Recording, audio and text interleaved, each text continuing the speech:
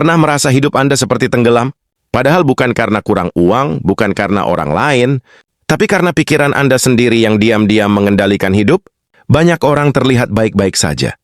Tetapi setiap hari hidup dalam kecemasan, overthinking, dan kehilangan arah. Mereka tidak sadar sedang menjadi musuh bagi dirinya sendiri. Di video ini, saya akan membagikan 5 cara sederhana namun mengubah hidup, mulai dari melatih rasa syukur, mengendalikan ego, hingga kebiasaan yang membuat hidup terasa lebih bermakna dan penuh ketenangan. Kalau Anda merasa hidup sedang jalan di tempat, silakan tonton sampai selesai, karena 1 poin saja bisa menjadi awal. Perubahan besar dalam cara Anda menjalani hidup. Menurut Anda, apa tantangan terbesar dalam mengendalikan diri? Tulis pendapat Anda di kolom komentar. Jangan lupa like, subscribe, dan aktifkan lonceng notifikasi agar tidak ketinggalan video inspiratif berikutnya. Terima kasih, selamat menyaksikan.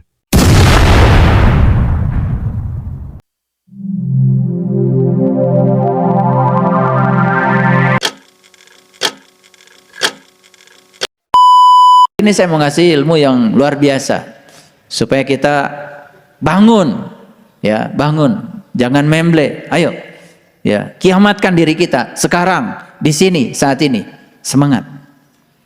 Nah, kemudian sesudah itu kami tenggelamkan orang-orang yang tinggal. Siapa orang-orang yang tinggal ini?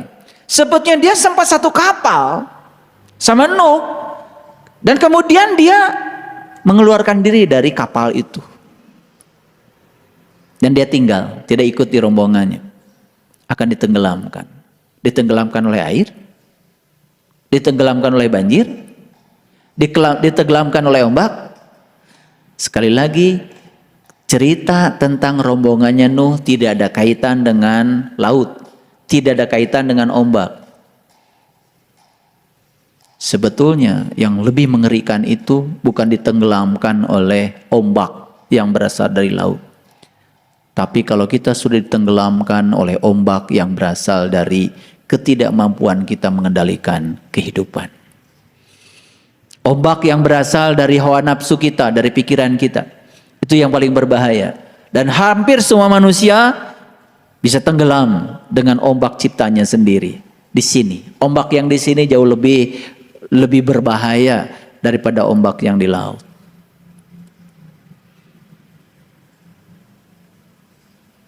Bisa? Mengerti maksud saya?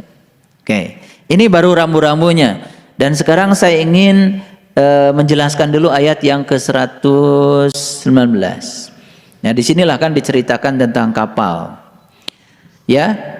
Fa'anjainahu wa ma ma'ahu. Ya, fil fulkil mashhun. Maka kami selamatkan Nuh, ya. Dan orang-orang yang besertanya. Fa'anjainahu wa man ma'ahu. Jadi yang diselamatkan bukan hanya Nuh. Yang diselamatkan Nuh bersama orang-orang yang mengikutinya. Wa man ma'ahu. Ma'a itu bersama, ya. Filkul fil masyun, ya, yang berada di dalam kapal yang penuh dengan muatan itu. Jadi itu yang diselamatkan. Ada 2 ya, Nuh dan orang-orang yang bersama Nuh. Ya terserah mau satu kapal atau tidak. Ini bukan iklan. Mau satu kapal atau tidak. Mau keluar dari kapal ya silakan, itu pilihan. Pilihan. Pesan saya cuma 1. Ya. Kalau seseorang itu mendapatkan guru baru dan menjelekkan guru lamanya, sudah dipastikan guru baru yang didapat ini nanti setahun 2 tahun juga akan dijelekan lagi. Itu karma. Begitu dia berfokus pada keburukan seorang guru, dia juga akan berfokus pada keburukan guru berikutnya. Karena fokusnya bukan pada kebaikannya. Padahal kebaikan dan keburukan itu kan hanya penilaian kita saja. Dua-duanya adalah sisi-sisi kebenaran. Gitu. Makanya kenapa kita diajarkan Allahumma sholli ala Sayyidina Muhammad wa ala Ali Muhammad. Kalau kamu menerima Muhammad, terima juga dong keluarganya Muhammad. Tidak bisa itu, satu paket. Jadi baik dan buruk itu kan pikiran kita. Itu penilaian kita. Dan kita selalu mengikuti baik dan buruk berdasarkan pikiran kita sedang mengikuti diri palsu kita, bukan mengikuti diri kita yang sebenarnya. Padahal dua-duanya sisi-sisi kebenaran.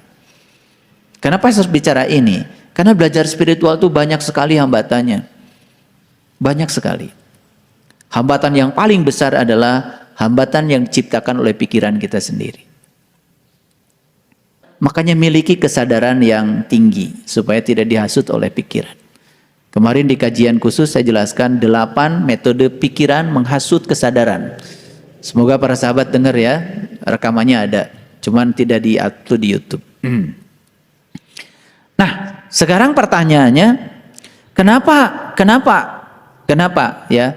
Saya perlu menjelaskan ini. Karena saya melihat dan menyaksikan dengan mata kepala saya sendiri, ya, orang-orang yang dalam perjalanan spiritualnya itu culas. Nih culas, pinter kodek kalau bahasa Inggrisnya. Dia kira dengan fatakulloha cukup, nggak cukup. Wa atiuni. Rumi, sekelas Rumi ketika ditanya, kalau ini gurumu, ini Tuhanmu, siapa yang akan kau sembah lebih awal? Rumi mengatakan, aku sembah guruku, baru aku sembah Tuhanku. Loh bisa begitu? Karena aku bisa mengenal Tuhanku lewat guruku. Sampai di dalam hadis dikatakan, malam yahmadinas lam yahmadillah. Yang tidak berterima kasih pada manusia yang menjadi marga lantaran dia sampai kepada Tuhan, sama saya dia tidak berterima kasih pada Tuhan. Jadi saya hanya mengingatkan bahwa spiritualitas tidak mengenal culas. Spiritualitas tidak mengenal pinter kodek. Gak bisa. Spiritualitas harus total. Baik. Para sahabat, saya akan berikan beberapa trik saja. Trik ini trik ya, berdasarkan pengalaman.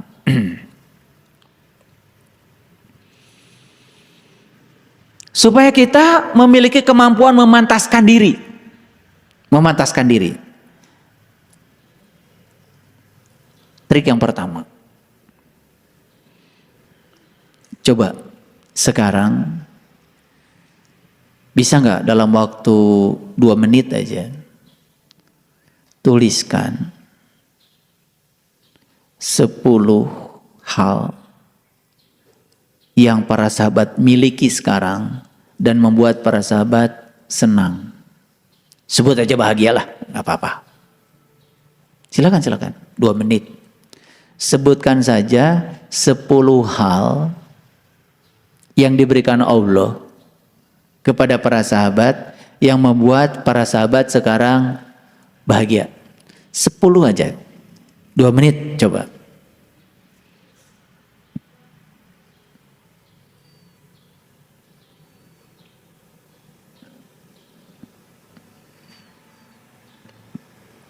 Oke. Ada yang sudah? Ada yang sudah? Yang sudah saya panggil ke depan. Biar kesorot nanti sama kamera. Silakan yang sudah acungkan tangan. Yang sudah acungkan tangan. 10 saja. 10 hal yang diberikan Allah. Yang diberikan Allah yo. Yang membuat para sahabat bahagia. Yang sekarang benar-benar dimiliki. Sudah? Ya, coba Kang Firman maju ke depan. Sini. Biar disorot sama Kang Hari. Oke. 10 hal. Apa saja yang dimiliki Kang Firman sekarang dan Kang Firman merasa bahagia dengan yang dimiliki itu? 1. Istri. Oke. Anak. Ibu. Oh, luar biasa masih ada ibu. Nenek. Adik-adik. Sahabat. Guru. Oh, luar biasa. Cuman bisa menyebutkan 7. Oke, bagus. Ya, tepuk tangan dulu. Ya. 7. Keren ya. Dan kalau kita lihat yang disampaikan Kang Firman tadi itu semuanya itu lebih berfokus kepada manusia kan. Jadi tadi istri, anak, adik, sahabat, keren banget. Itu yang membuat Kang Firman bahagia. Oke, ada yang lain? Silakan, Bang Nofri. Barangkali berbeda versinya, silakan maju ke depan. Bisa menyebut berapa? Saya minta cuma 10 kok. Yang dimiliki sekarang dan membuat kita bahagia.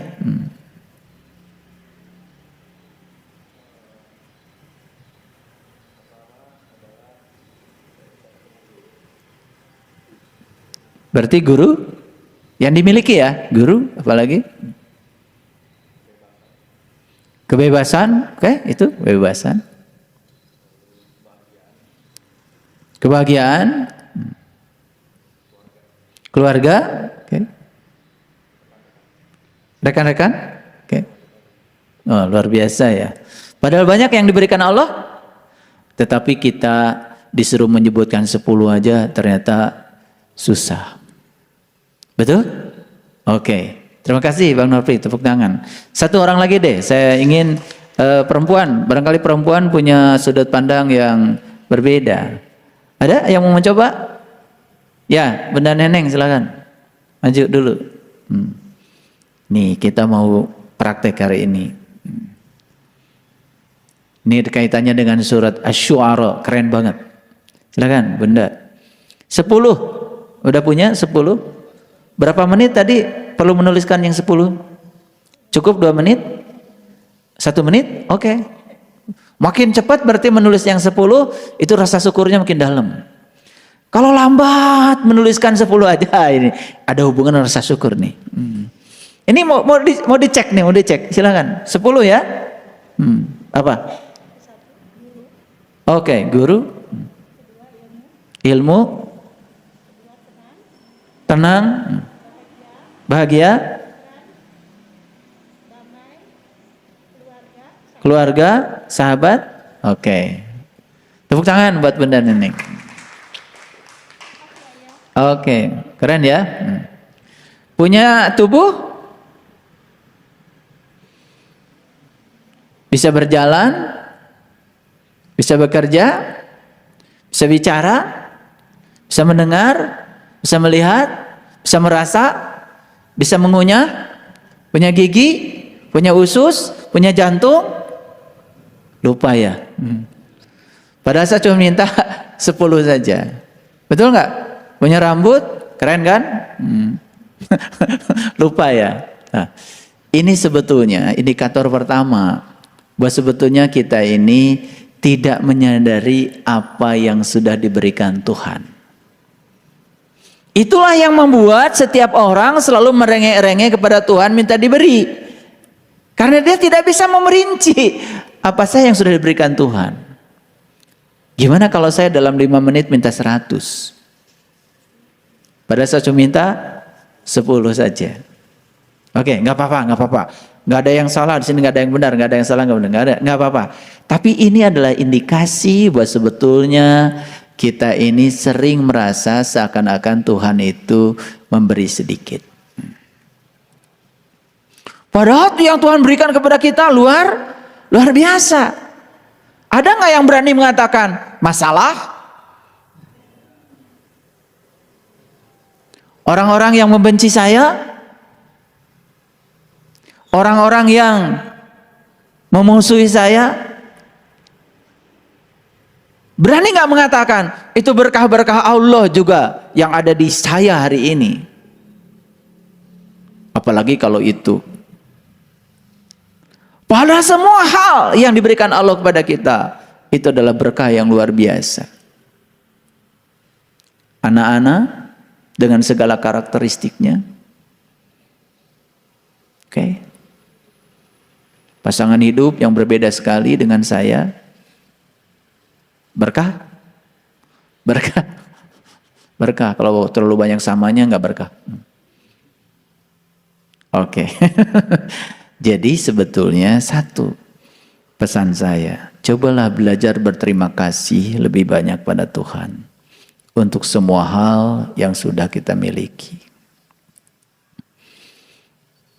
Dan ketika kita bisa memerinci apa saja yang sudah diberikan Tuhan pada saya, kita akan kaget. Karena ternyata yang diberikan Tuhan pada saya itu luar biasa. Segala sesuatu baru terasa adanya biasanya kalau sudah tidak ada. Kita bisa melihat, menganggap biasa. Baru terasa bisa melihat itu adanya kalau kita suatu saat mungkin ditakdirkan tidak bisa melihat. Oke.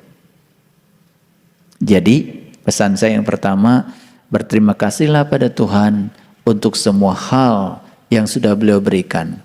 Nanti di rumah coba ambil jam, set timer, dalam 5 menit bisa menuliskan berapa banyak hal yang sudah diberikan Tuhan padamu.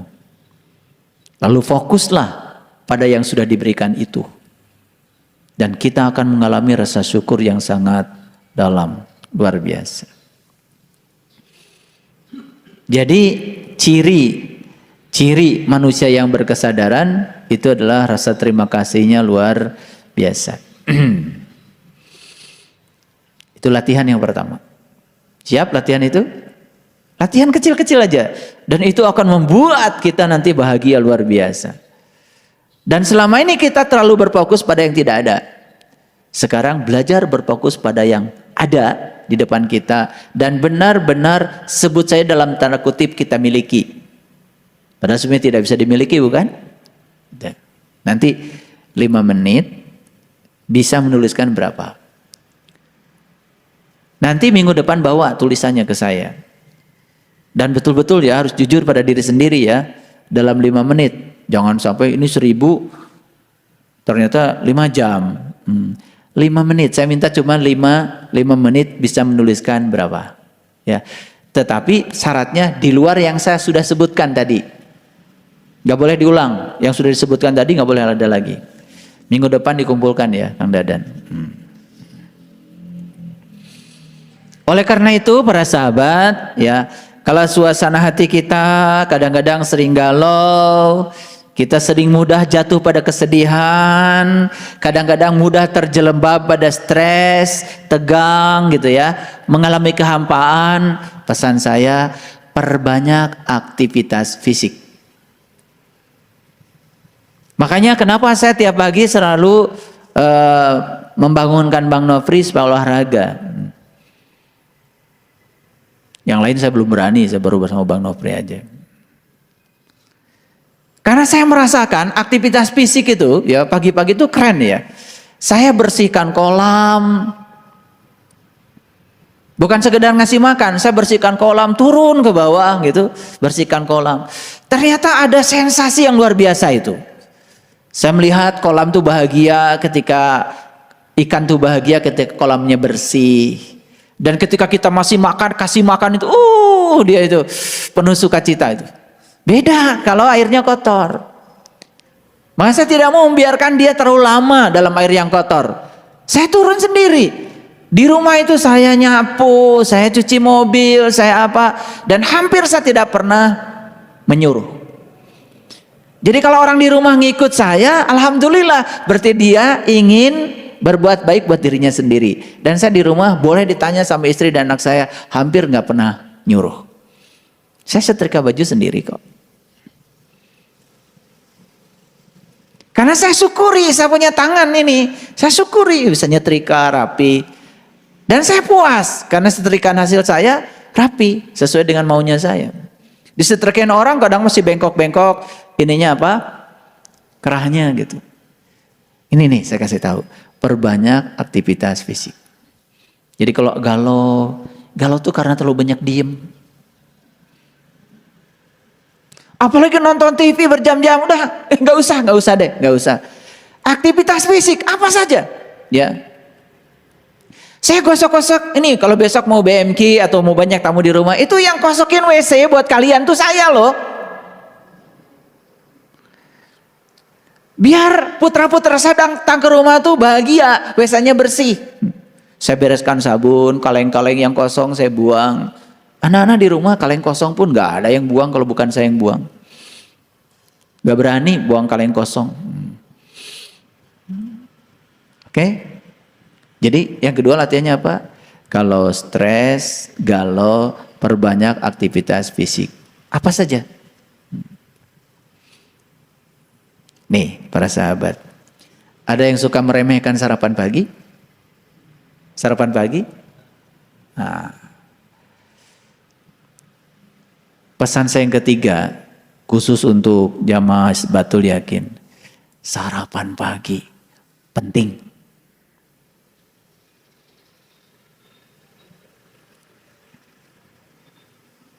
Ya. Dan tepat waktu. Makanya kalau bangun pagi itu sebelum gosok gigi minum dulu air hangat. Karena di sini banyak bakteri yang menguntungkan. Dengan minum bakterinya masuk ke dalam. Kalau sarapan bangun pagi langsung gosok gigi, ini hal-hal kecil nih, hal kecil, tetapi membahagiakan. Karena kalau tubuh kita sehat, tubuh kita bisa melayani kita kan keren. Betul nggak? Keren kan? Gitu. Jadi itu. Kalau saya bangun tidur, itu kalau sudah baca doa, udah olah napas, itu langsung minum. Minum air hangat. Jangan air panas, air hangat. Jangan sok-sokan minum air panas. Nanti usus kita jadi luka. Air yang bagus diminum, itu air yang suhunya sama dengan suhu tubuh. Suhu tubuh itu sekitar 33 sampai 36 derajat Celcius. Yang sehat ya, di atas 36 makanya sakit kan. Kalau 37 masuk mall langsung dikeluarkan. Gitu. Itu pasti ada virus. Minum air hangat. Awas, bukan air panas. Hangat.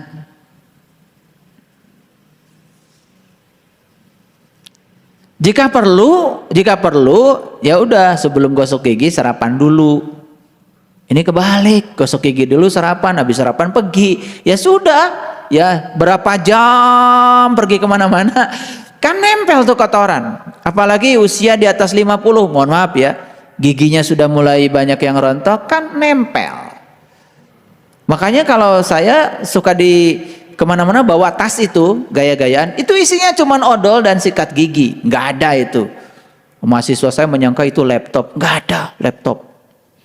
Saya ngasih pelajaran udah di sini aja. Saya nggak pernah ngasih pelajaran pakai infocus, apalagi dibacakan gitu, nggak pernah. Makanya banyak dosen yang nggak jadi ngajar kan listrik mati, karena ilmunya di infocus bukan di sini. Nggak ada saya ke kampus nggak pernah bawa laptop. Makanya mahasiswa tahu kalau isi tas saya itu cuman odol dan sikat gigi itu aja. Itu kan kebalik-balik. Sarapan pagi pergi nggak sikat gigi lagi kan? Ah udah nempel kan. Ya giginya jadi nggak sehat ya. Ya akhirnya bau mulut kan nggak seger. Kenapa sarapan pagi penting? Satu, breakfast like a king. Breakfast itu energi kan? Energi itu kemampuan melakukan usaha. Jadi kalau nggak sarapan pagi ya penyakitnya banyak. Betul nggak? Iya, ada kan bahasa Inggrisnya tuh salatri. Itu salatri itu kan akibat dari perut kosong tapi udah kerja kan, udah keringetan. Dan sarapan pagi juga harus bagus urutannya. Buah dulu, sarapan pagi nasi goreng dulu. Udah mampet. Karena kalau buah di atas, nasi di bawah, ya sudah buah itu jadi busuk kan, tidak diserap oleh usus. Kan sayang, buah kan mahal. Ya toh? Nah, karena sarapan itu bukan sekedar energi, tetapi kecerdasan seseorang menurut riset ya, itu meningkat drastis kalau dia sarapan pagi. Jadi kalau mau ngaji dengan saya harus cerdas ya. Udah sarapan belum? Jadi jangan ngandelin dikasih sarapan di sini, belum tentu kalau di sini. Dan sarapan pagi itu membuat kinerja kita pasti lebih bagus. Melakukan apapun, nyapu, ngepel, kalau sudah sarapan, nah biasanya lupa. Udah nyapu, udah pel, itu gerubuk, dan aduh belum sarapan. Itu nggak bagus. Jadi jangan belajar spiritual itu mengabaikan hal-hal yang semacam ini. Jadi saya perlu bicara ini tentang ini. Baru berapa tuh? 3 kan? Berterima kasih kepada Allah atas pemberiannya. Rinci jika perlu. Yang kedua, aktivitas fisik yang banyak. Makanya kenapa saya bikin rumah 3 lantai? Ya, saya itu sehari bisa sampai 20 kali loh naik lantai 3. 20 kali. Makanya lutut saya sehat. Iya, giliran ke Jelekong banyak sekali ya. Baru diajak jalan sedikit aja ke tanah kita itu yang sudah ngos-ngosan itu. Padahal cuma segitu. Itu. Oke. Yang keempat, penting. Ini penting banget. Meningkatkan harga diri. Ini penunjang spiritual loh. Jangan dianggap sepele. Meningkatkan harga diri. Bagaimana cara meningkatkan harga diri? Tentu saja dimulai dari memantaskan diri. Terserah para sahabat. Mau memantaskan diri sebagai pengeluh. Mau memantaskan diri sebagai pemberi. Diri kita mau dipantaskan seperti apa? Bagus kemarin tuh di WA Group. Ada yang kirim video tentang Coca-Cola. Nonton kan? Iya. Coca-Cola itu dari pabriknya sama. Coca-Cola. Tetapi begitu ditempatkan di pasar yang berbeda, harganya lain. Dijual di warung biasa, banyak debunya 3.000. Dijual di toko, bersih, pakai lemari es sedikit, 7.000. Pergi ke hotel berbintang, disediakanlah Coca-Cola di lemari es, di kamar. Nanti dikasih gelas, dikasih es batu, 70.000. Coca-Cola yang sama dari pabrik yang sama ternyata harganya bisa lain dan orang senang menghargai walaupun berbeda. Karena ditempatkan, dipantaskan. Jadi terserah kita mau ditempatkan di mana. Kalau kita tidak memantaskan diri, kualitas diri dibiarkan, pikiran yang cerdas dibiarkan tidak belajar, kita tidak memantaskan diri. Ya sudah. Kalau kita memantaskan dirinya seperti itu, kita akan dihargai seperti itu. Masa mau dihargai 3.000? Kan pengennya 70.000 dong. Betul nggak? Tergantung kita memantaskan diri. Jadi ini soal meningkatkan harga diri penting nih dalam proses belajar. Bisa memahami susah ya. Ini sebelum kita masuk ke Asy-Syu'ara yang kelima. Para sahabat pasti punya uang kan? Tiap bulan pastilah punya uang. Dan pasti beda-beda kan? Saya tidak akan tanya berapa uang tiap bulan yang kita punya. Tapi saya akan tanya berapa persen dari uang yang kita terima yang digunakan untuk menambah pengalaman diri. Pengalaman loh. Karena dari riset dari Universitas Harvard, ternyata di riset itu ada ditemukan begini. Orang yang punya uang dan membelanjakan 75% dari uangnya, saya tidak bicara jumlahnya loh, persentasenya, untuk menambah pengalaman hidup. Bisa lewat pengalaman spiritual, bisa lewat pengalaman material. Kalau pengalaman spiritual tentu saja, mohon maaf ya, seperti para sahabat ikut workshop BMG gitu kan, ikut kursus-kursus pengembangan diri, ikut meditasi, ya kan, belanja buku yang menunjang pengembangan diri. Orang-orang yang menginvestasikan 75% uangnya untuk menambah pengalaman diri, piknik, tapi yang rekreatif pikniknya, bukan buat Trump, piknik yang rekreatif. Itu kalau saya ajak pergi ke Gunung Padang, itu piknik rekreatif. Pulang dari sana itu ada gairah baru tentang hidup. Bukan habis dari Gunung Padang, nanjak, banyak tuh. Luar biasa ke Gunung Padang sampai antri. Sampai di atas, ngariung weh di Nusamak. Pok. turun lagi ke bawah. Ngagolero di mobil. Itu namanya botram. Yang saya maksud adalah recreation, rekreasi. Ikuti acara-acara yang semacam itu. Pergi ke Borobudur harus ada pembimbingnya. Kalau nggak ada pembimbing, coba pergi ke Borobudur, ada pembimbing yang ngerti. Baca dari relip yang pertama sampai ke sana, sampai Arupa Datu. Bisa nangis loh. Saya pernah bacakan dari relip pertama itu kan isinya 30 juz Quran itu sebetulnya. Relipnya Borobudur itu keren. Itu sampai di Arupa Datunya, selesai saya bacakan semuanya, nangis semuanya. 11 kali katanya saya datang ke Borobudur cuman foto-foto. Karena nggak ngerti. Melihat tapi tidak memandang. Disitulah perlu orang yang mengerti. Makanya jangan pelit. Kalau jalan-jalan kemana-mana keluarkan duit buat tour guide. Pelit banget. Beli sirup aja. Keluarkan duit buat tour guide. Hargai ilmu orang. Biar kita dapat. Paham maksud saya?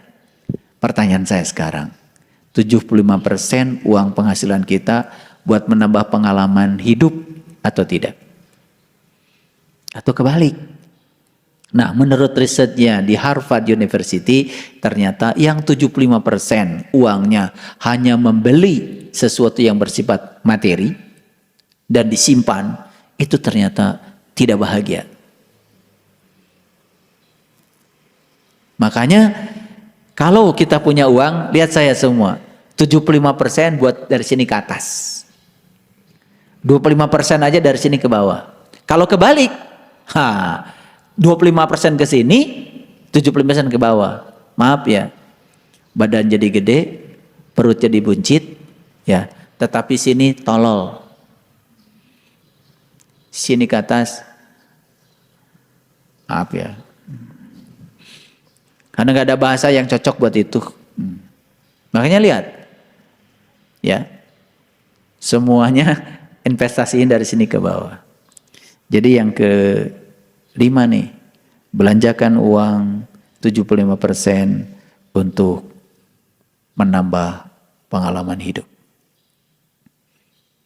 Ya.